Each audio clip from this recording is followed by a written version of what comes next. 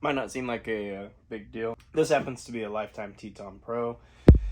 But, yeah, this could be a pretty universal...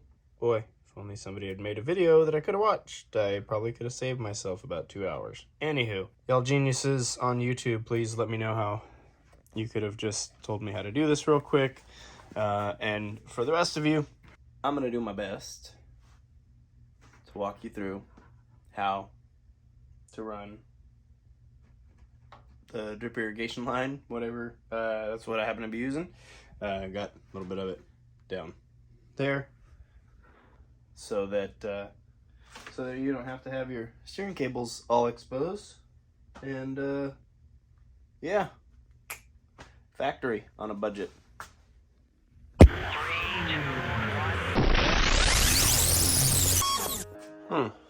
See? It's not impossible. Just gonna give you a quick walk through here.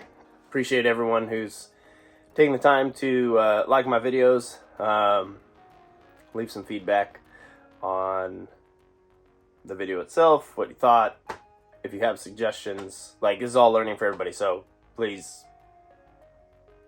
yeah, leave suggestions. Gonna be real quick with this one. Something that I've mentioned in other videos, again, if you haven't already subscribed, but there's no reason you can't have this on yours. This is universal, by the way. This is going to apply to everything, right? Whether it's a $200 Dolphin or a whatever $3,000 PA, although the PA probably already has them installed.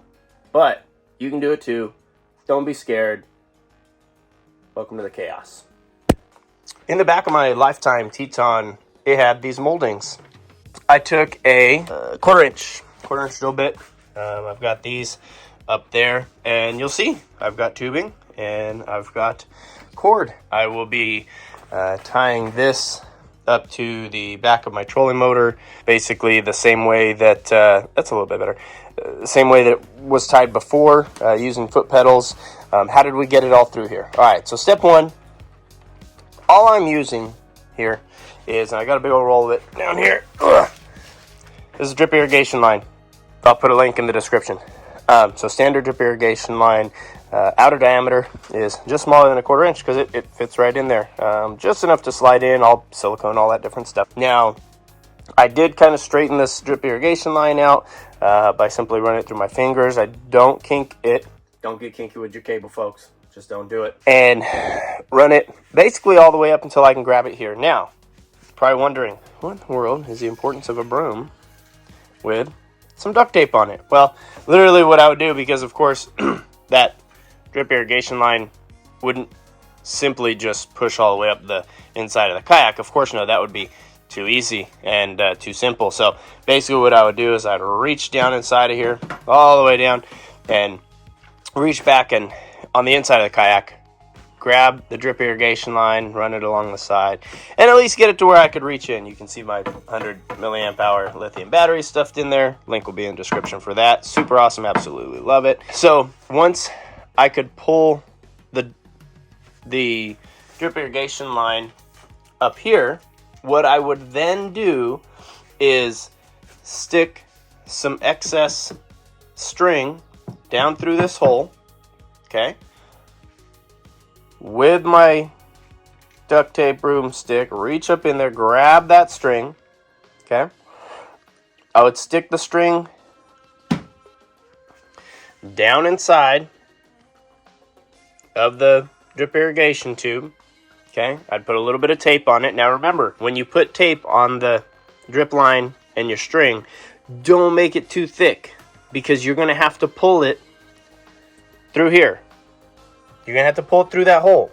So if you make your hole small enough for the tube, like, just don't get too crazy. But understand, you do need it to be able to hold a little bit of pressure for when you pull it out. So once I've got it up here, I go to the back and I basically pull my drip tube so that it pulls it this way, just past here, okay? And then at that point, you take your string, slowly ease it out. You're going to guide, the end of your drip tube just out of there. Again, don't get too crazy. I literally used like little bits of electrical tape, Okay, it wasn't much. It was just enough. Stick the string inside the drip tube. You definitely don't want to go too crazy with that unless you're willing to drill a bigger hole on your exits and use a little bit more silicone later. If you do, that's fine. But I didn't want to go that route. And then the next thing that we're going to be doing here, I will grab this real quick if I can find them. Interesting that they're not up there. Right now I'm looking for a couple of the little, there we go. These are, I'm talking about these, okay? They're, I mean, it's Harbor Freight. They're not the prettiest thing, but man, you can get a decent screw in there to really clamp it to the deck of the kayak. And this is gonna hold. This is gonna grab your drip irrigation line and really hold it in a good spot. All right, you can see that it gives it a nice smooth line, no kinks, and guides it right down into there. Obviously, I'm going to shorten up that drip, you know, the cabling itself, but it's out of the way. As you can see, it's behind this, so my feet aren't going to hit it, and it's not going to let go. So, and at that point, like I said, with a shortened drip tube, you know, just for aesthetics, if you want to see what it looks like, right, it would be basically like that. That line